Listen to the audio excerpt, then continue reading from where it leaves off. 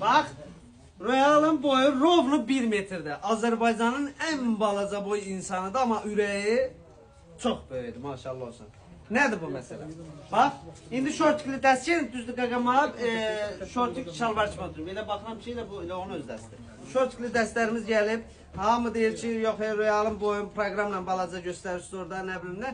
Yox, qardaşlar, həqiqətən də boyu belə balacadır, özü şirin oğlandır, həqiqətən də şirindir. Az arada bir düşməzə hərəkətlər edir, amma şirin adamdır. Xanımlardan bir santi balacadır. 1 metr ondadır, 1.60 da məndədir. Yox, mən çoxam. 1.71 də mənəm. 1.80 idim. Səhər vaxtı 1.80 olan, belə axşamüstü 1.70. Deməli, 9 manata koftalarımız, şortlu dəstlərimiz haqqında danışdırdım. Sən oynuyorsun.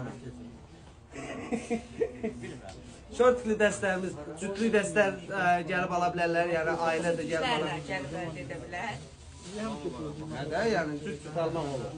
Sonra, ayaqqabılar, krasovkalar, ağırında... 1 metr olmağına amma çox şeylər mən bilirəm. Bəli, 1 metrdə yerin altındadır, onu da deyim, bax, biləsiniz. Bəli. Xidmətinizdəyik, Hər rəhimiz. kəsi gözləyirik, sağ ol, rəhimsiz. Mühəmmisin.